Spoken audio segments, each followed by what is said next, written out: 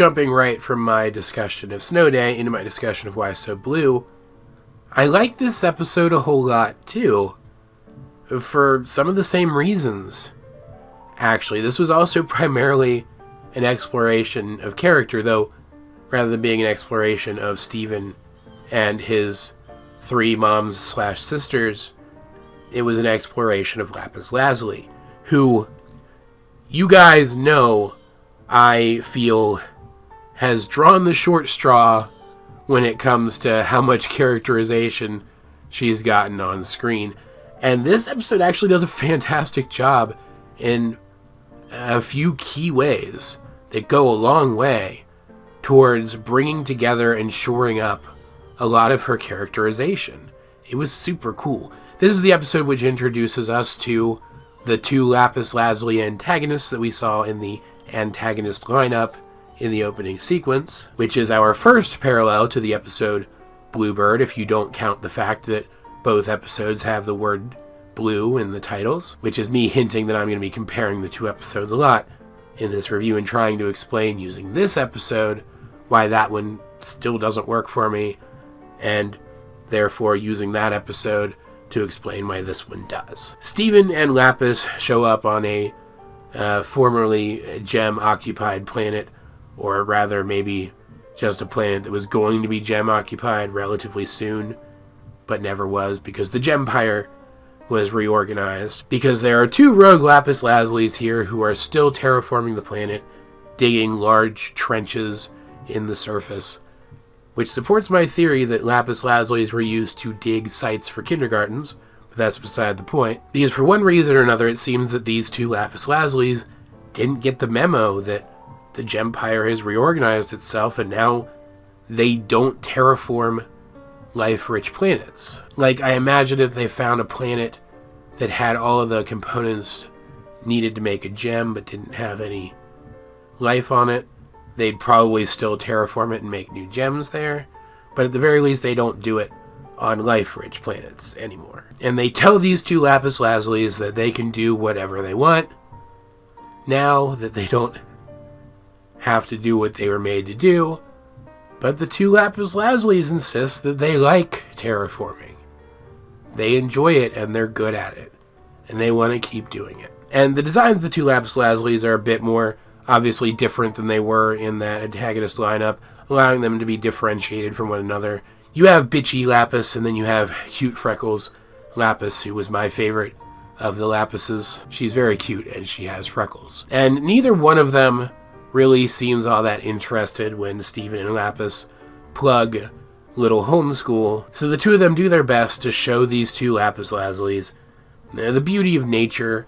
Lapis sings a song. These are all Steven's ideas, things that Steven thought might sway them. Lapis herself suggested that they wouldn't be enough, though. And that's actually like a minor subplot of the episode that, kind of just like back in Guidance, Steven assumes that his way of trying to get through to the 2 new Lapises is just inherently better than Lapis's way, which she doesn't come right out and say it, but she suggests it would have involved kicking the shit out of them at the very least, which, surprise, surprise, that ends up being how they get through to them in the end. Eventually, Lapis just gets fed up and beats the shit out of them, despite the fact that they're also very powerful. They have all the same abilities that she does, obviously.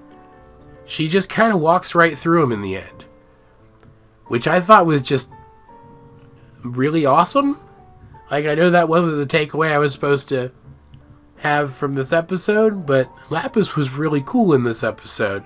She kicked a lot of butt, and I liked it a lot. And in the end, the other Lapises listened to her because she's more powerful than them, which may seem a little troubling coming from a show like Steven Universe that doesn't seem to like authoritarianism very much, but I kind of got the sense that it was supposed to indicate that maybe Lapises, as a kind of gem, are just inherently programmed to, I don't want to say submit. Submit has connotations that I don't want to include here, but it really is the best word I can think of to make my point. It really does seem like, as a gem type, Lapises are just made to submit to authority. That at the very least, forcing them to submit has to be the first stage more often than not in bringing them around to the light side, let's say.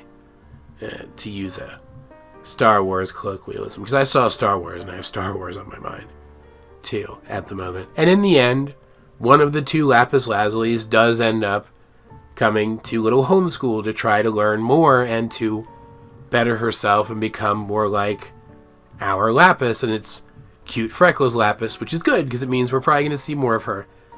And I don't have any objection to that whatsoever. And so there you go.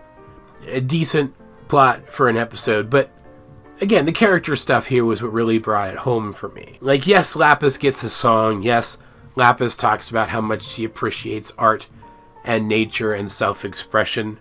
And yes, Lapis shows off how strong she is. But she also makes it very clear in this episode that she has to work at being a good person. That it's still not her first instinct. And that made me appreciate Lapis in a whole new way. Like, for some people, that struggle is real. For some people, the desire to be a good person isn't enough to make them a good person. They have to actively work at it.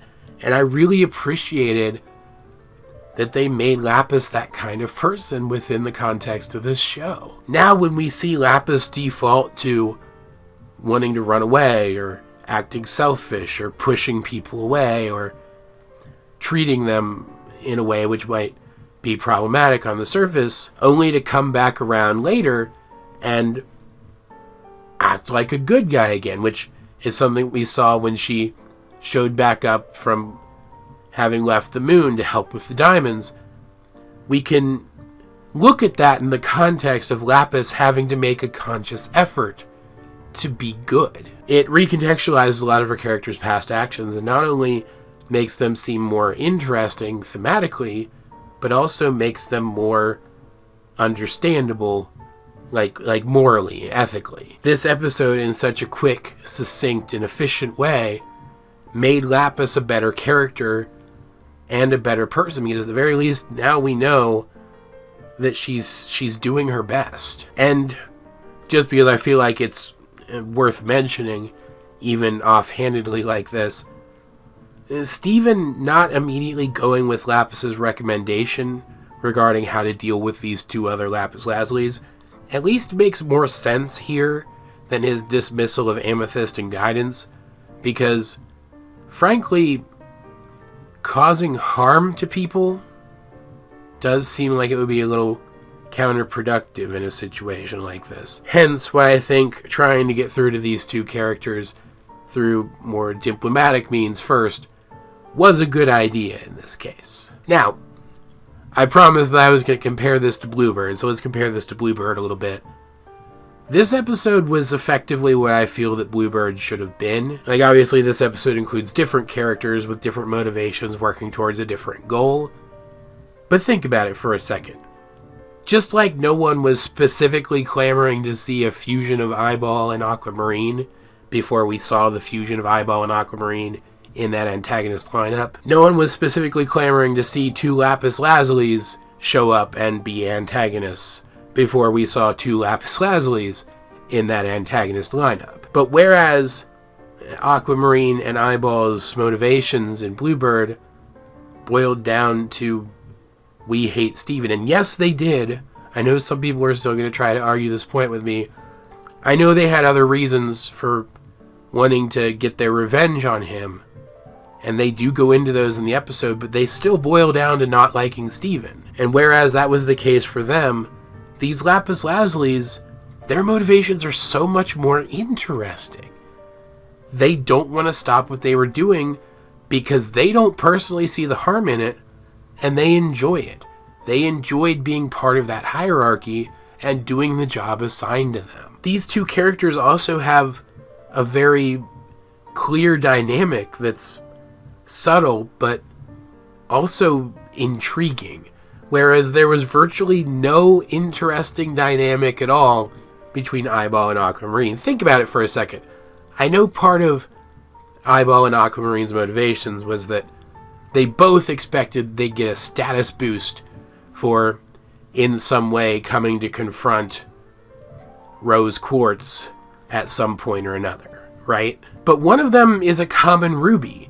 I know that she said that she would get a pearl for destroying Rose Quartz, and then she didn't get to destroy Rose Quartz, so she didn't get a pearl. And also the Gempire fell, and so she didn't get a pearl. But are we even sure that she would have been allowed to have a pearl? Or is that just something that she hoped was the case? Because she's still a common gem regardless of what she accomplishes. And Gem Society doesn't really come across as the kind of society that would allow a common gem to elevate themselves so high above other common gems of their type. Right? I am not crazy in thinking that Eyeball was jumping the gun a bit. Right? Aquamarine, on the other hand, is already a high status gem, so it makes sense that her status could have been boosted more. So wouldn't it have been really neat to see that dynamic play out in their dynamic as characters? Wouldn't it have been neat to see Aquamarine as the higher status of the two characters, in the old society anyway, leveraging that against Eyeball, someone who believes that that society should still be in effect and therefore would still fall in line? Wouldn't it also have been neat to see Eyeball in some way rebel against that in the end, in some way get fed up with that in the end? Wouldn't that have made their interactions so much more intriguing? But it never happened. Like, I know some people are going to argue that it kind of happened because Aquamarine was bossing Eyeball around, but it didn't happen. Aquamarine was bossing Eyeball around the same way that Jesse from Team Rocket bosses around James from Team Rocket. There wasn't anything meaningful buried within their character interactions at all. And I know some people are going to say that they couldn't possibly have explored that same kind of dynamic better in Why So Blue, because both of the antagonists in Why So Blue were Lapis Lazulis. But they still did. Bitchy Lapis had this clear Mean Girls sort of vibe, and it was obvious that Cute Freckles Lapis had fallen in line behind her. Like, there were clear instances during the period of the episode where Steven and Lapis were trying to sway the other Lapises more diplomatically, where Cute Freckles Lapis was buying into it. But then she took a cue from Bitchy Lapis, and she stopped. Like, they never come right out and say it, but these characters existed within a clear two-person hierarchy. And that was fascinating to observe as the episode went on, and even foreshadowed Lapis putting herself at the top of that hierarchy to get these two characters to stop causing harm. And then, on top of that, at the end of the episode, when Cute Freckles Lapis shows up at Little Homeworld to enroll in Little Homeschool, that serves as her breaking free of that hierarchical dynamic with the other Lapis and coming into her own, the way I would have liked to have seen Eyeball do roughly that same thing in Bluebird. This episode is great. It's fantastic. It has some of the best subtle character work of possibly the entire show, and I would even go so far as to argue that this might well be the best single Lapis Lazuli episode. And not just because there was 3 times the Lapis Lazuli in it. I mean specifically, this might be the best episode for the core Lapis Lazuli character. But as per usual, guys, I'd like to know, what do you think of Why So Blue if you have seen it? Let's get a discussion going in the comment section down below, or over my Discord, link in the description. But either way, this has been AJ22, and I will talk to you guys later.